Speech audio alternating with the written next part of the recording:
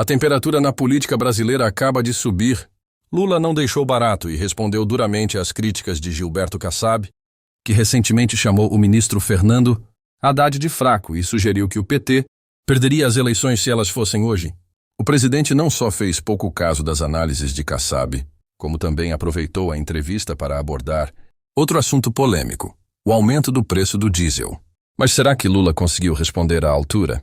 E como essa alta no combustível pode impactar diretamente o bolso dos brasileiros? Fique até o final porque essa discussão está longe de acabar. Antes de acompanharmos o vídeo, já se inscreva no canal para não perder nenhuma atualização deste e outros assuntos da política nacional e internacional. Eu estou convencido que nós vamos terminar o mandato numa situação extremamente positiva. Vocês, jornalistas mais experientes que cobram o Palácio do Planalto e que cobram a política, vocês sabem o pessimismo que era este país quando eu cheguei na presidência. Primeiro, o pessimismo era desde 2002, quando eu cheguei a primeira vez.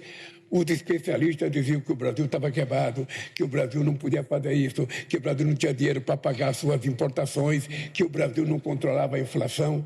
E esse país terminou o meu mandato com um crescimento de 7,5%, o maior crescimento do PIB. Esse país terminou com a maior política de inclusão social.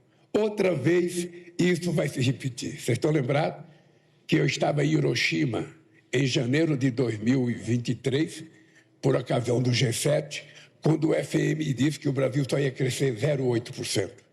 E eu disse para ela, olha, você não conhece o Brasil, você não conhece o tipo de governo que nós fazemos e você vai perceber que o Brasil vai crescer muito mais. E aconteceu que o Brasil cresceu 3,2%. Agora, os especialistas diziam que o Brasil vai crescer apenas 1,5% em 2024.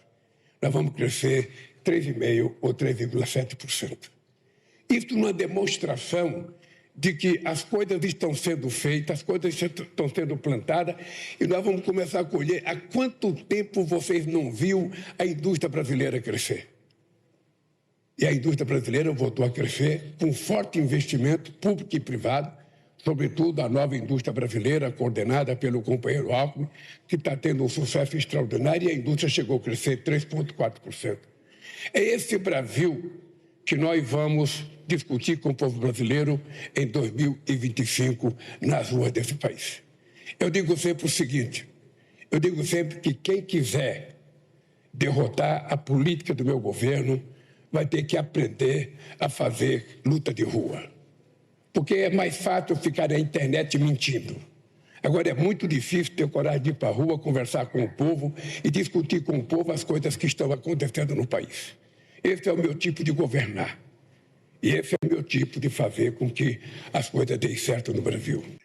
Quando eu vi a história do companheiro Kassab, eu comecei a rir. Porque, como ele disse, se a eleição fosse hoje, eu perderia. Eu olhei no calendário e percebi que a eleição vai ser só daqui a 2 anos. Eu fiquei muito despreocupado, porque hoje não tem eleição. Segundo, eu acho que o Kassab foi injusto com o significado do companheiro Haddad no Ministério da Fazenda. É importante a gente lembrar. Eu posso não gostar pessoalmente de uma pessoa. Eu posso ter crítica pessoal àquela pessoa. Mas não reconhecer que o companheiro Haddad começou o nosso governo coordenando a PEC da transição, porque a gente não tinha dinheiro para governar o país em 2023.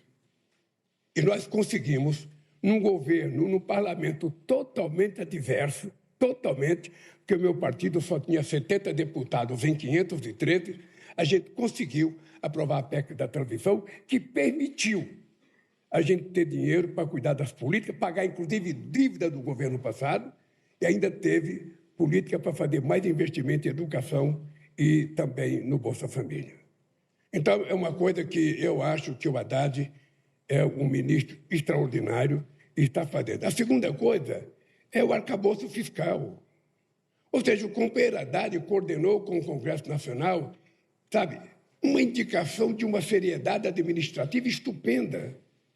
Ou seja, ele convenceu todo o governo e o Congresso Nacional de que, além da gente cumprir o arcabouço fiscal, a gente não poderia gastar mais de 2,5% em investimento.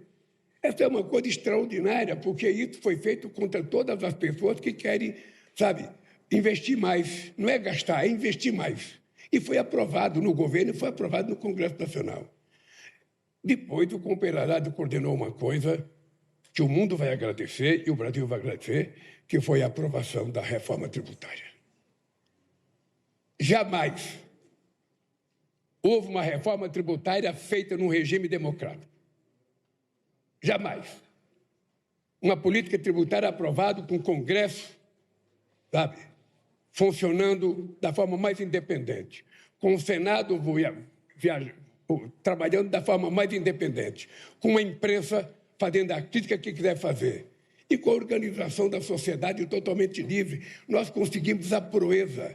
Foi, na verdade, um milagre que nós conseguimos fazer uma política tributária que vai entrar em vigor em 2027, para que o Brasil passe a ser um país mais atrativo para investimentos estrangeiros e mais seguro para os nacionais. Ou seja, na verdade, só por isso o Haddad deveria ser elogiado pelo Kassab.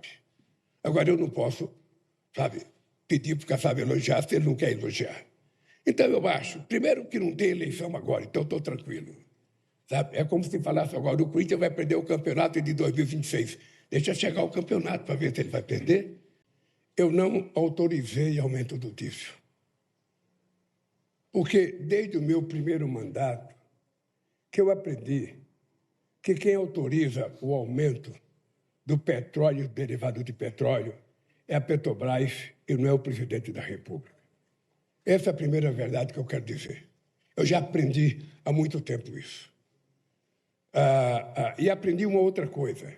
Se a Petrobras tiver que fazer um reajuste, e veja a diferença, eu falei reajuste e você falou de aumento.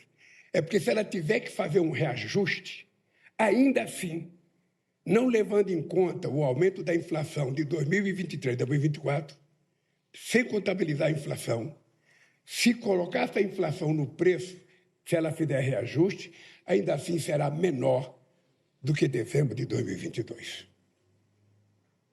Só para você ter ideia, quem está aumentando é o CONFAS, que está reajustando, sabe, o COFINS em 2006,75, uma coisa mais ou menos assim. Esse aumento, o que nós estamos fazendo, se ela decidiu fazer e se ela for fazer, é um reajuste que ainda assim vai garantir que o preço do diesel fique abaixo daquilo que era em dezembro de 2022. É isso que eu sei, pela imprensa, inclusive. Li muito hoje o que vocês escreveram ontem, sabe? Mas ainda não fui avisado se ela vai aumentar ou não, e ela não precisa me avisar. Se ela tiver uma decisão de que para a Petrobras é importante fazer o reajuste, ela que faça. E comunica à imprensa. Lula ignora críticas, defende seu governo e o povo paga a conta. Mais uma vez, Lula insiste em afirmar que seu governo está indo bem, ignorando os sinais claros de insatisfação popular e os desafios econômicos que continuam a impactar o Brasil. Recentemente, o presidente fez pouco caso da análise de Gilberto Kassab, que alertou que, se as eleições fossem hoje, o PT perderia. Em vez de rebater com números sólidos ou apresentar soluções para os problemas do país, Lula optou por minimizar a crítica, como se a realidade econômica não fosse suficiente para comprovar a fragilidade de sua gestão. Além disso, o aumento do diesel surge como mais um golpe no bolso dos brasileiros. Esse reajuste impacta diretamente o custo do transporte e da produção, gerando um efeito cascata que faz os preços subirem em diversos setores. Enquanto o governo tenta vender uma narrativa positiva, o povo sente na prática o peso das políticas adotadas. O que chama a atenção é a postura do presidente diante dessas questões. Em vez de reconhecer desafios e buscar soluções concretas, Lula continua apostando no discurso de autoafirmação, como se apenas dizer que seu governo está bom fosse suficiente para convencer a população. Mas será que os brasileiros realmente acreditam nisso? Ou a realidade está falando mais alto do que as palavras do presidente? Agora queremos saber a sua opinião. Você acredita que Lula realmente venceria uma eleição hoje ou a análise de Kassab está correta? O aumento do diesel vai impactar ainda mais os preços no Brasil? Como isso pode afetar o seu dia a dia? Lula está desconectado da realidade econômica do país, ou ele tem razão ao dizer que seu governo está indo bem? Deixe sua opinião nos comentários. Curta e compartilhe este vídeo para que mais pessoas se interem do atual cenário político. Até a próxima.